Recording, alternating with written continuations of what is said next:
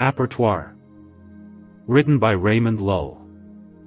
Our sages assure us that there is only one stone composed only of the four elements, which does not need any strange thing, except what is of her nature. However, it must first be purged of all the superfluity and its corruptible phlegmatic matter, which is his death and mortifies his spirit, which has the power to revitalize his land. So purge it, and separate the phlegm subtly corruptible, as I would say. Because if all is not well purged, his land will never widen well, will never be point of marriage between the body and the spirit, and thus this spirit being well purged is then called the spirit of the stone, having power to revive his body being dead, having come out of this composed by the preparation. This is why when the body returned from death to life, then it is clear, pure, resplendent, greatly subtle, and clothed in beautiful accoutrements. Now, know that when this igneous spirit enters his body, and brings him back to life, the philosophers call him Peter Benoit, and the stone of great price, and of honor, after his resurrection. It means that noble igneous spirit of the aforesaid Peter, who is thus illuminated in the nature of the four elements. Nevertheless, it should not be understood that it is only earth and only water, neither air or fire, but is a one nature, which contains in itself the nature of the four elements together. Otherwise it could not be linked with his land, and therefore, it could not be bleached by the same spirit, if it were not of the same nature. It is why, always take heed, that nature and property of the body, which is in this spirit, is not burned in its preparation by the force of fire, because the spirit could never no longer bleach. Nor join with the earth, since the medium is the soul, which participates between death and life, and would separate from the spirit by the force of fire. So that the spirit would remain dead without a soul, and also the soul would move away from him, fleeing to the region of his sphere. This secret should not be told to the ignorant and playful. Know that there are many who believe in making brandy, and that surely they make water of death because of the combustion. That's why, please keep the measure of the fire in the preparation, so that your work does not is spoiled by too much heat. For if the soul were gone, the spirit could not vivify his body, seeing that he could not give what that it does not have in itself. Now, the preparation of the aforesaid spirit is done thus. Take some best and purest moon juice you can have, a pound or two, put it in a glass still, adapt a container also of glass. Lutes the joints well with well-glued triple paper, put it on a stove, make fire of aluminium, of a legamine, and on such a slow, gentle fire distill, until you see that the clouds appear in the still's yolk, and will then be able to know what the weight of the aerial soul is, and find where it is, when the veins appear its sign that it is phlegm. And so when phlegm begins to make veins, it is the sign that all the spirit has passed and distilled, which contains in itself all the perfection of life. So then take this distilled spirit, and keep it in a vessel of strong glass, and plug the well with wax white. After that, return a vessel to the still, and receive the second water that will come from it, because in it there will be still said spirit, though not so strong as the first. Distill this second water until it come nothing but phlegm. What you will know when, the tasty, you will find it as sweet and bland as water common, that if it still has some point, continues to distill, until it is flavor and is sweet as pure water. So keep that second water in a vessel of glass, and seals it well with wax like the first. Then put another container to receive all the phlegm, and distill until none more comes, and then pour out this phlegm, especially since it is he who kills our Pierre Precious, which the common people do not know, but we know him. After that, you will remain at the bottom of the vessel a land black, like molten pitch, which must be calcined. This calcination must not be done in violent fire, as do the sophists, but it is done by his own mind, which prevents it and preserves it from being burned.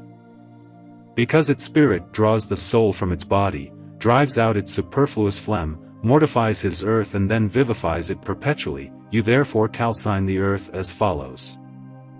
Take the aforesaid second distilled water, and throw it on the said black earth in his vessel, stir it, and mix well until it is dissolved, for it dissolve immediately. But take care that the smoke does not goes out of the ship, that's why as soon as you have cast water on the said earth, stop the good, because the sulfur is there, which has the power to coagulate our water into laminate crystalline, or in the form of a snow-white powder. So move the said earth well in its well-closed vessel, until it is dissolved in his mind. That being the case, remove the lid of your vessel, and suddenly put his yoke on its spout from above, fit a glass container, lutes well the joints of the cucurbite and the container, and distilled as I said above, until you see that the veins that spirits make, no longer appear in the head of the glass still. So take away your container and keep them spirits, which are within, in a separate glass vessel, well blocked. Then put the container back in, and distill again to see if there is any spirit, what you will know if you see more veins mixed with drops like tears. These tears appearing and the veins appearing no more, if not those who make said tears, and still keep apart this second water. Then put the container back to receive some all the water that will distill from it, which will be bland and tasteless like common water, and is but phlegm, which is the death of ours rock. When all the phlegm is out, and the distillation completed, you will find your material softer than before, because the spirit will have attracted the aerial soul of its body.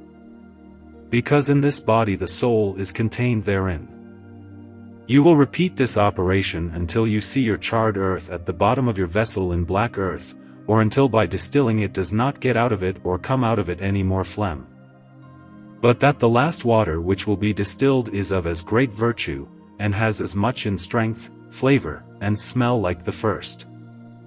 Gold, know that in the third distillation, you must put and mix these two spirits on the earth, so many times and until the earth and these spirits, give and have the aforesaid marks. That is to say that the spirits no longer yield phlegm, and that the earth remains charred. In this chapter lies a very great secret, for it is extraction of the soul from the body, by which the spirit vivifies, as the body mortifies itself by the absence of it. So take away the humor that mortifies the natural heat, because it is the heat which is the cause of the generation of our sulfur, as the philosophers. Because our sulfur cannot be generated without heat. So we draw this heat from death to life, because before she had died in this black sulfur, but now she is lively, and full, clothed in great virtues and power, and has the power to penetrate all parts of his mind, by means of the point and its acuteness, and has the power also to freeze because of its dryness. Because every dry thing readily drinks its moisture, and the converts and changes into sulfur, which has after the power of coagulate all quicksilver. If you therefore consider, my son, this conversion or transmutation, you will find that there is no annoyance in the generation. Because every generation must be done through the diversity of its corruption and generation, which are contrary to each other. The corruption that is powerful in this matter, makes it possible to achieve a new generation of perpetual life. This is why the corruption is done by the separation of these elements, and by after their preparation its sulfur is begotten. From which by afterwards you can perfect the medicine of the secret stone, by which has influenced such a virtue of sulfur, which must vivify and draw the two opposites, namely the body and the spirit, into substituting and blending the body with the spirit, and congealing and retaining the spirit with the body, and the body with the spirit in permanent fixation. This is what the philosopher testifies when he says, "We cannot pass from the softness of mercury to the hardness of the metal, except by a provision middle ground, or medicine, which participates in both, and by means of this preparation, he has the power to bind together and unite, leaving you see that three have been made one." So says the philosopher in the Book of Trinity, that our precious stone is composed of three, namely of body, mind, and soul. Know again, my son, that sometimes the spirit is the medium between body and soul, because the spirit draws the soul from the body mortifying him, and afterward restores his soul, and raises him up. And of this resurrection Hermes said, "Take the soul from the body, and sow it in our white leaf, which is volatile, if you want that it loses its great elements, because the soul retains it. So that she cannot run away, when she rises high as heaven and come down to earth, and take and receive all the virtues of body and mind, in such a form. So that there is nothing that can do anything against her, including death will not even be able to reach or mortify again, because that if she resurrects once, she never dies again. By this you see that a body cannot have eternal life, unless he dies first, because death is the cause of the glorification of the body in eternal life. As the corruption is the cause of new generation of a divine substance. So first mortify the body by corruption, before doing anything else, after leads the little by little for life, until he reaches such a medium of corporeality and spirituality, which we call medium participant of the nature of the two extremities, namely between the body and the spirit. For this reason we say that the spirit is the life of the soul, because it contains the soul in itself. We let us also call this spirit body because of the corporeality palpable and visible of which it is composed, and in which it is collocated. And this is the reason by which this spirit retains in itself of the nature of the body, and also because of these two aforesaid properties. Know that there is a third between the body and soul, which we call medium, which has the to be able to immediately unite them and bind them together, without them can be separated. And thereafter this spirit contains in itself the soul by which the dead body revives. So he is their necessary cause that there is a conjunction between the body and the spirit, by a natural love, and an amicable disposition, for this amicable disposition, and amicable conjunction, is that by which the conjunction of spirit and body comes into nature of the individual body, in which the thickness of the body and the power with all these figures here, which enter first in the substance of the subtle mind, by a so subtle bodily way, that there can see something other than a spirit only that is form of water. And thus the soul and the thickness of the body are there invisibly together, and then he sees himself as the soul is pulled by the virtue and the thickness of the body. And like the substance of the spirit is taken and arrested by a virtue and quality of the body, and also as the soul is of a nature and thickness of the same body. So when the body is thirsty, then he desires to moisten his dryness, and to drink to restore its moist nature, which it lost so strongly in its calcination. And so then, by this vivifying virtue, he attracts his nature to self, and also attracts its multiplied spirit of its own substance, and exuberant by the nature of his body, which is spread through all the substance of the spirit. And so, this extraction which is made by the love of the above nature, and the because of the conjunction of body and mind. The philosopher appeals from this conjunction to the children of the truth, saying that if the conjunction does not take place between the body and mind, there will never be any conception here. And if it does not made design, there will be no impregnation or pregnancy, and so there will be no generation of children. This way you can see the power of this conjunction. This is why the philosopher gives to know that the generation of our Peter is similar to the generation human, for this reason, that when the child is born, he must then feed until it is strong and powerful, against the substance of fire. But do not consider that you have then finished, where you gotta start cause you haven't seen the secret yet that we keep, to teach it to the children of the truth, which begins now. In the second part of the food and stone food, especially as they are here manifested great transmutations of the stone, according to his power. Because the more the stone is nourished, the more great transmutations, then you will see, and several secrets also of admirable things, and powers of nature will be manifested to you. As you will see visibly before your eyes, but you must not reveal this secret to people of the world, because it is a great grace and gift of God, who reveals to him to whom he pleases. Now it is necessary in this vivification, it is necessary may the earth recover what it has lost, and may the spirit moist be put back into his dry body, by transmutation natural.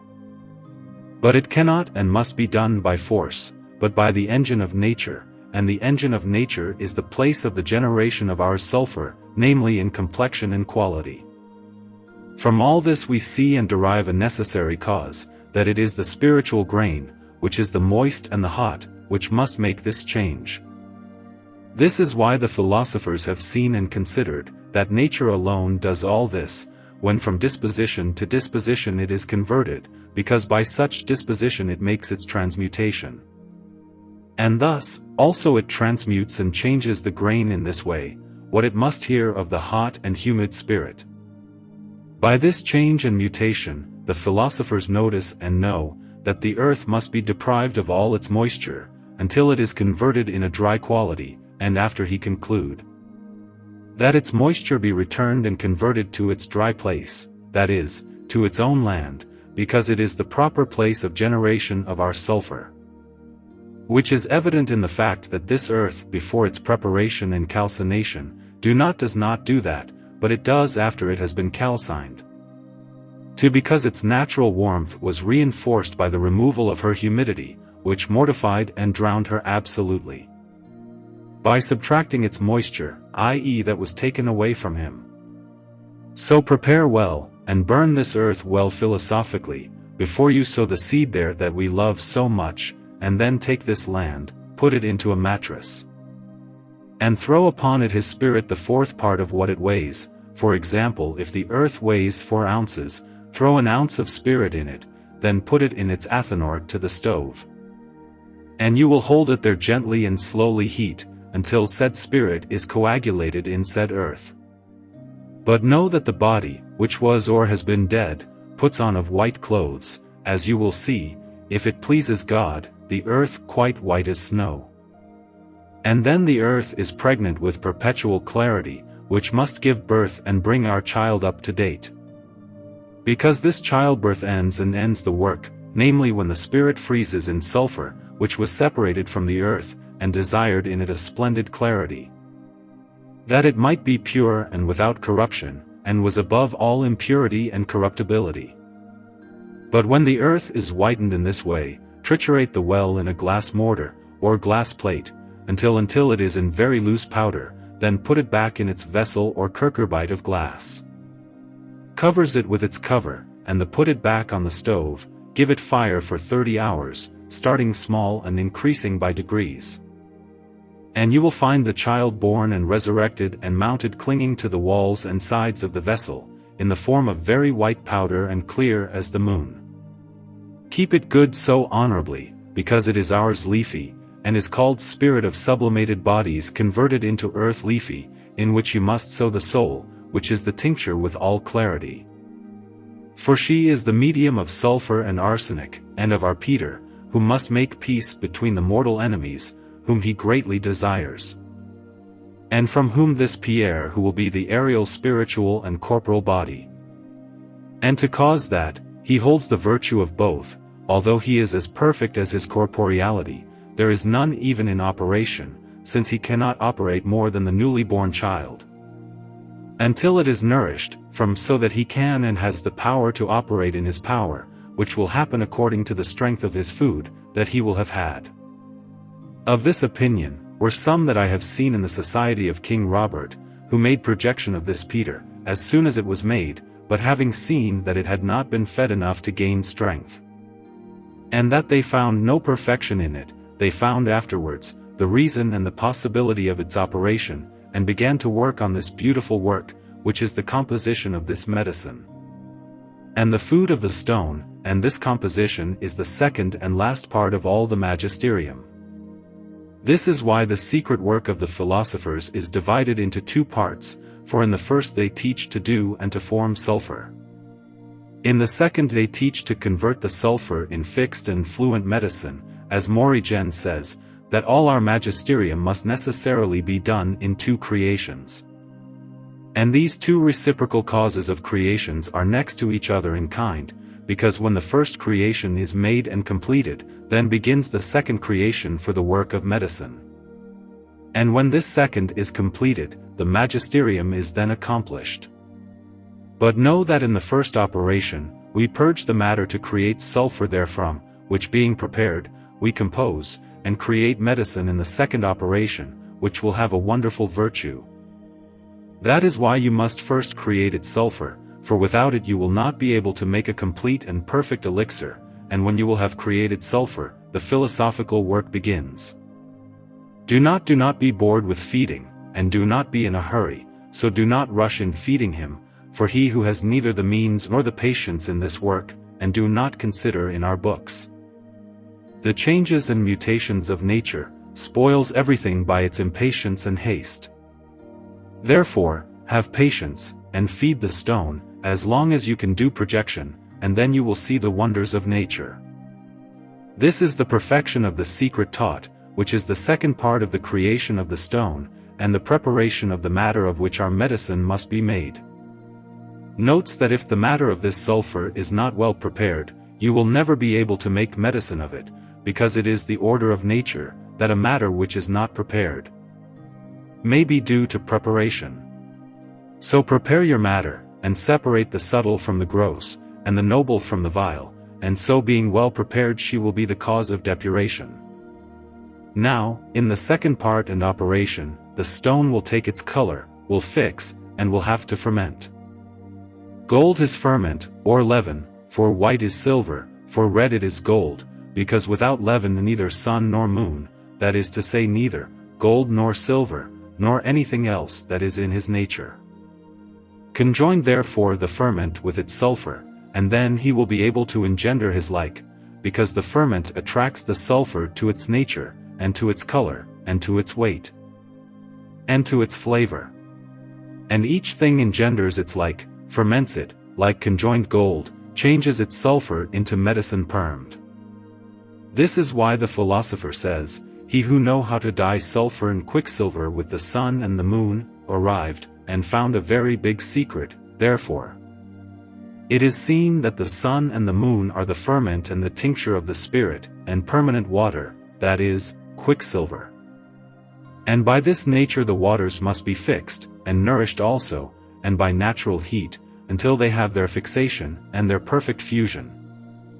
And by this scheme is made the conjunction of the stone with its leaven, until one achieves the accomplishment of his work, which is not do everything at once. Because that is not the intention of the nature, but by copulation and conjunction of a little, then another bit, and also he makes himself a real uniform medicine by coagulation. And because of this copulation is done from subtle parts transmuted, and otherwise shaped and spiritual essences, because a simple one with a big body, and a single with a big one, cannot be conjoined, because of their annoyance. If the fat in its thick, is not converted by his simple spirit, because then they can mingle together perfectly. The philosophers declare this, when they say, that the perfect miction is a union of commiscible altered bodies, which are joined together indivisibly. And this is here required by obvious reason, because the mixture or union cannot be done without alteration, which is a subtilization of the body, and a reduction of it into spiritual form. And besides, the philosophers say, that their medicine is perfect, somehow crystalline, and then he sees himself that this lamina is composed of the subtle parts natural, uniformly joined. Little by artifice and subtlety of nature, because this cannot be done without subtlety and homogeneity of nature. That's why this matter must become so subtle, that all the equal parts in kind are mixed with the water, which you will be able to see in your intellect. When all this will make one transparent body, and will be reduced to a continuous body, by the conjunction in connection of several parts, without division, discontinuation, and termination in a single thickness and figure transparent in all its parts. You do not now have a little secret here. But you must know the conjunction of sulfur and ferment in the form homogeneous, illuminates in your body, before you put his soul in it, because otherwise he can never take or hold his mind. Therefore take half an ounce of lune fine, and dissolve it in mercurial water, and it will dissolve into green water, afterwards. Separate in the water philosophically know that the first form of money is the water, then set aside this earth of the moon, then divide said water into 2 parts. And in part of this water, throw a part of your powdered stone there, and mouth well the vessel where it will be, and put it on gentle heat at the fire, and it will dissolve into clear water. And this water is the water fermentable, in which our Peter ferments, surrenders and relates to the nature of metals. Then divide this clear water into 2 parts, and freeze one in a vessel or glass mattress over a low, slow heat. Then after take part of a cup of fine silver, and amalgamate it with 2 parts quicksilver, well cleaned. Then if it is amalgamated, weighs 1 ounce, and puts in it 2 large of the said frozen stone, which will be the 4th part of the weight of the amalgam. And triturates well together on a mortar of glass, or on a marble, as long as the same body is made. Afterwards, soak your material little by little with the other part of your fermentable water, just as you did in creation of the stone, that is to say when you made the stone. Making dry one soak before putting on the other. Then put your matter in a vessel or mattress, and feed it, him continuing a low, slow fire.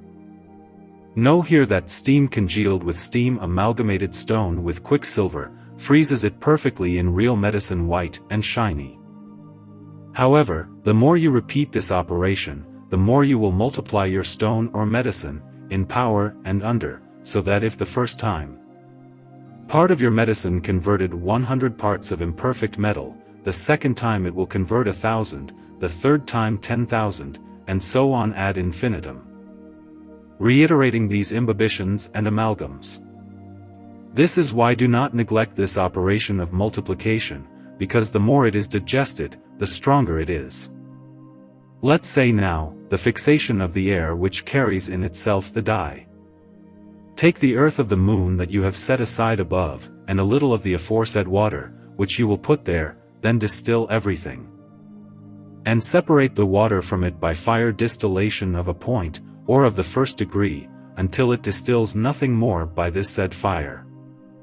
Then put another container in the mouthpiece of the glass still, then through another degree of fire louder also continued, shoot and receive in, the tune that will be red, or celestial. And everything that can be distill. And when it distills nothing more, put this water or air apart in a glass vessel, stop the good. Afterwards, take the earth that remained at the bottom of the still, and a little of the aforesaid pierre, and the tritures together again in a glass mortar, with a pestle of glass. Then soak it with the water that was drawn first of this earth, before the air, until it is shaped of paste, then put back to distill, by the still, on the fire of 2 points or 2nd degree. Because it will distill stronger than before. And the longer the mood takes to separate from the body, all the more so will it be noble, precious, better and powerful. Repeat this distillation again, until you pulled the soul from his body, so that he could no longer distill nothing. Then put this distillation with the air which is red, or of celestial color. Then distill once this distillation mixed with the air, all alone apart, and so you will look, by which you will dye and fix your stone, as it follows.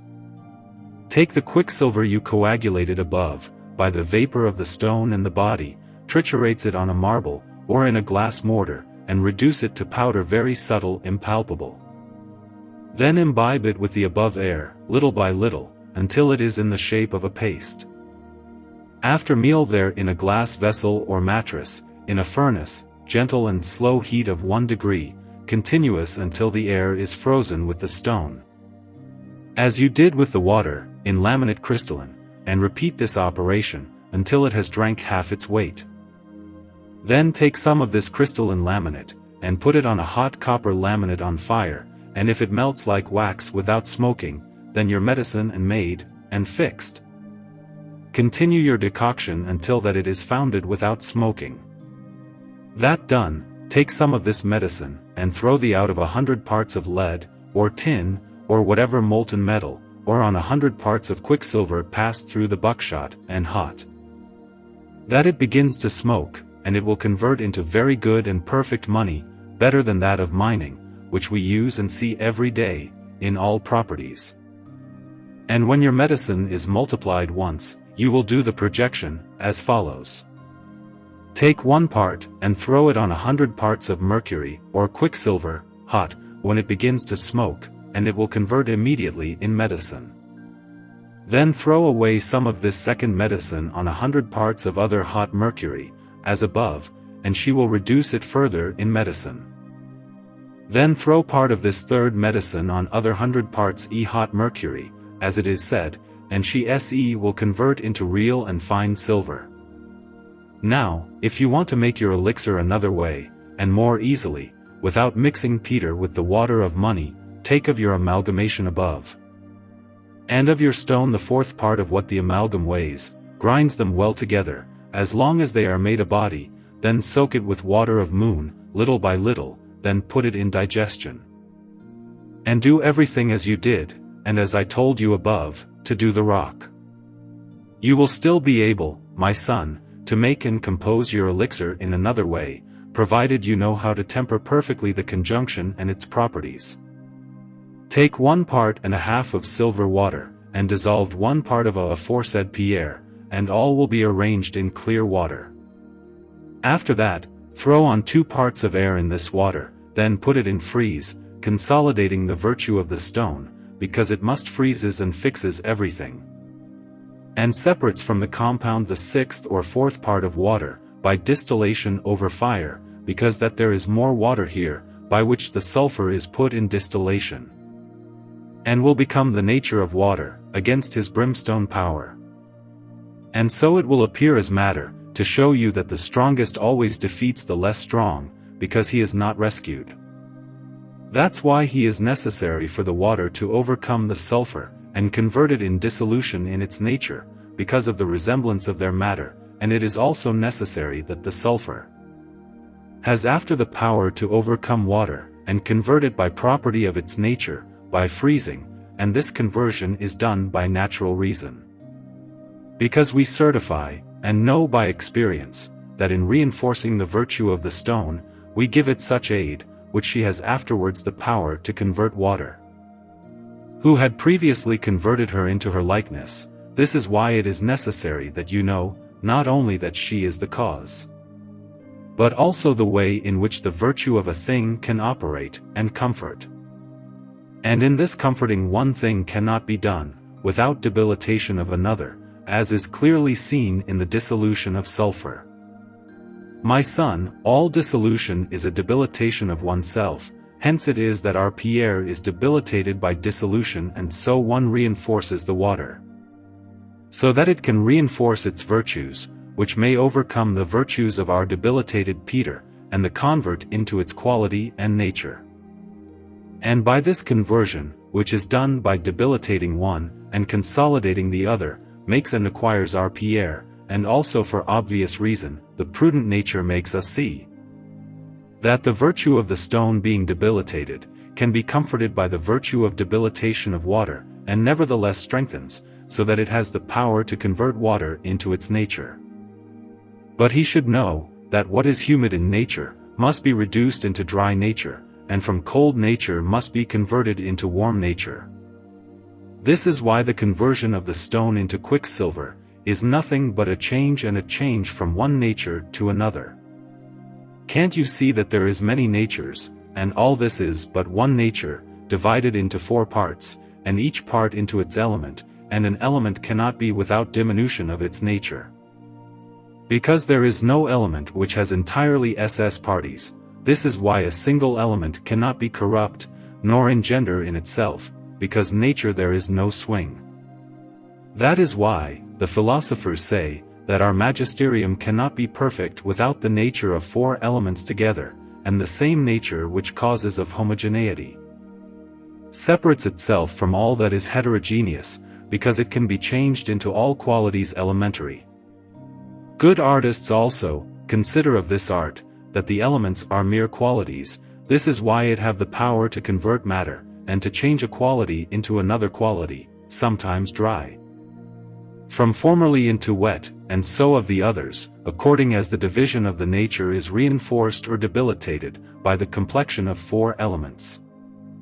So much, my son, that our Pierre is not made otherwise, than of one pure nature, that every man prudent will be able to know by 2 means, first, by speculative sapience, that is to say, by a certain moderation of mind and understanding, then by experience joined to a perfect enlightenment.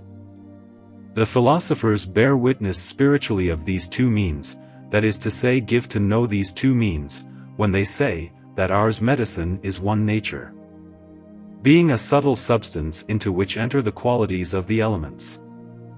This is why these qualities of the elements attract to itself more than of what they most abound, and thus the qualities are like the nature of elements, to which they put their forms, which are retained in them, as nature be seen in every generation.